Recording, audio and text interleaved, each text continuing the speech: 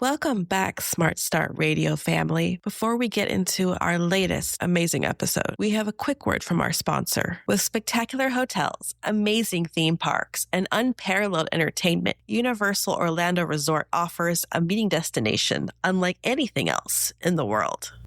If you've ever looked at your event agenda and realized you've scheduled your most complex, heavy-hitting keynote immediately after a massive carb-heavy network lunch and thought to yourself, wow, no one is going to be awake for this, you are definitely not alone. Today, we're talking about why we need to stop optimizing agendas just for efficiency and start optimizing them for human performance.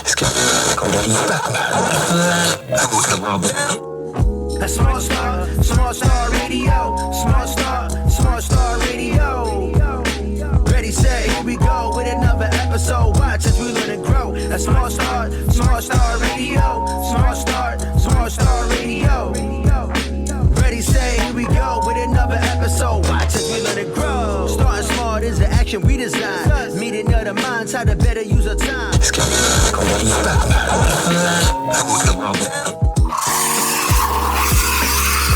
How's it going, Smart Start family? Welcome back to a new edition of Coffee Chat. I'm your host in the booth, Eming Piansay. Time to grab your coffee, your matcha, water, or whatever it is that's getting you through this planning season right now. Before I get into anything, I want to mention that Smart Start Radio now has a call-in line. So if you want to leave a voice message for us, comments, questions, you might hear it on air even. Go down to our show notes. You'll find the link right there, and you can leave us a little message and let us know what you think or what you think we should be talking about. Either way, it's open, and I hope I hear from you guys soon. This will be really fun for me specifically. So for today's episode, it's inspired by a story we have on our website, smartmeetings.com. It's a story called Chronodiversity, the next frontier in event design. And we're focusing on a concept that completely reframes how we build our run of show. We talk a lot about neurodiversity and inclusion, but chronodiversity is the idea that people have completely different biological rhythms and optimal times for focus, creativity, cognitive performance, the works. We're going to translate this concept into 3 practical themes for you to work with for your next event. So what's the vibe right now? The vibe is traditional event schedules are efficient, but they assume everyone's brain works exactly the same. And that's definitely not true. I am definitely not a morning person, but often I'm at events that require me to be up at like 6 or 7 or 8, depending on the schedule. So I have to set my schedule to the event schedule, which is pretty normal, or at least that's the expectation. But the article points out that most meetings are built strictly around logistics, whether rooms are available, F&B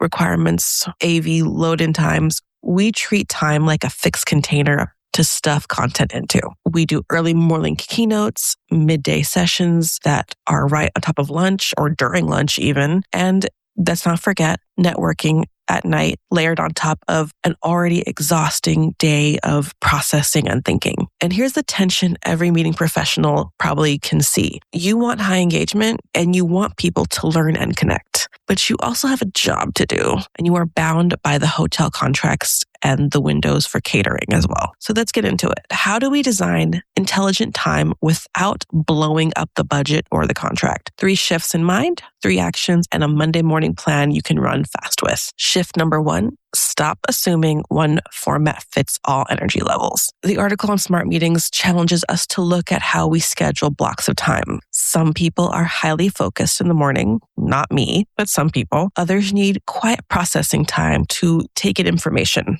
That is me.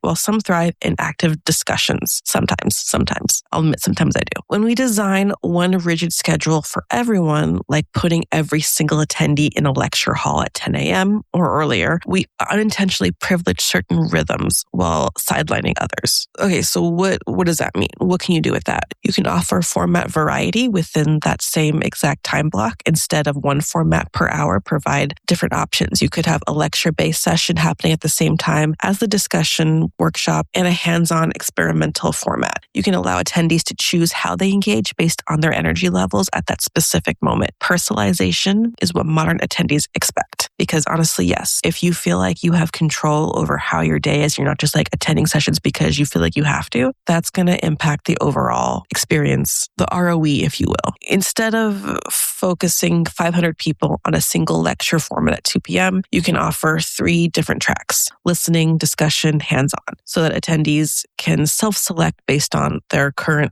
level of energy, which makes sense, I think, in the long term. Okay, shift number 2.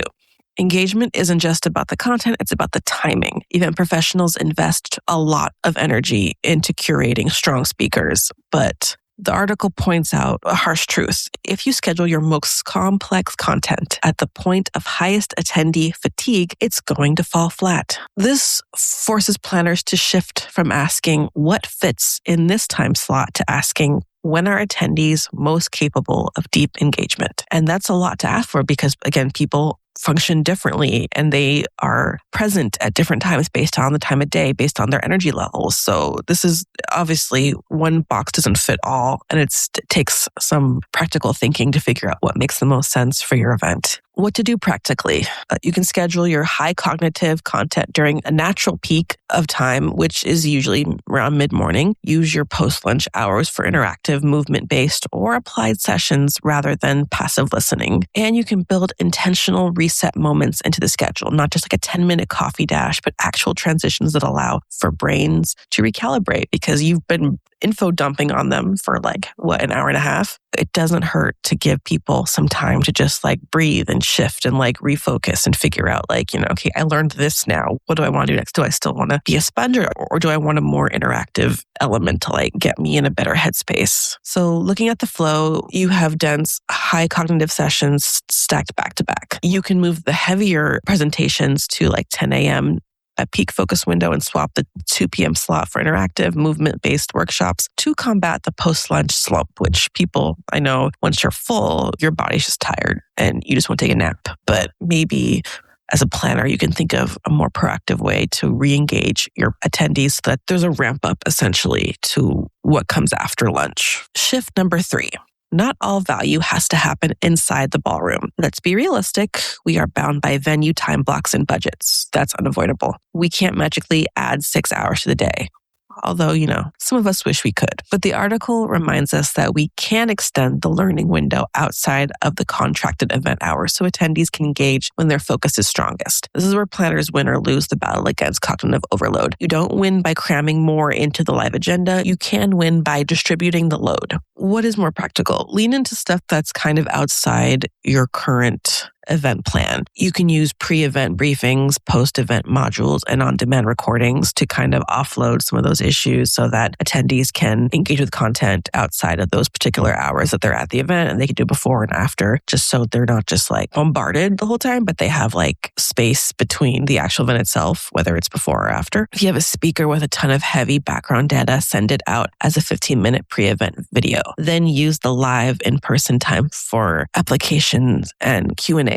This reduces the pressure to overload the live agenda and actually increases the perceived value of the event. To avoid cognitive fatigue overload during live event, you can move the foundational data delivery to a pre-event module virtually and reserve the in-room time for strictly one-on-one problem-solving discussions, if you so choose. All right, let's do a rapid-fire review. Here are 3 questions you can run this week when reviewing your next event agenda. Number 1, where is your highest cognitive load? Look at your schedule right now. Are you asking attendees to absorb dense information at 3:30 p.m.? If so, you might want to consider moving it. Do you have a parallel learning format? At any given point in the day, does an attendee have a choice between passive listening, active discussion, or quiet processing? That's a very good question to ask because, again, a lot of us don't always function well at certain times of day, and giving the option to do any one of those things is always appreciated, in my opinion. Point number 3.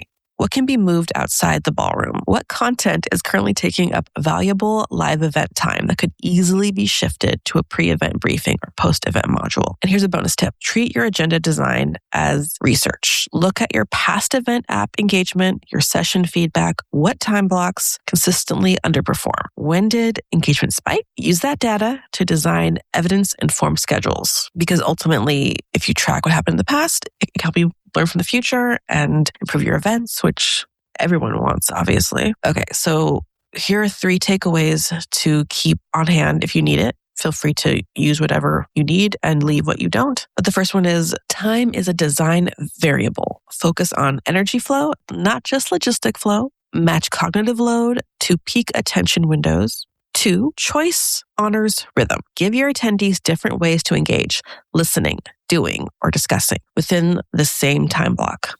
Options. People love options. Give them options. Number 3, the event doesn't end at the ballroom doors.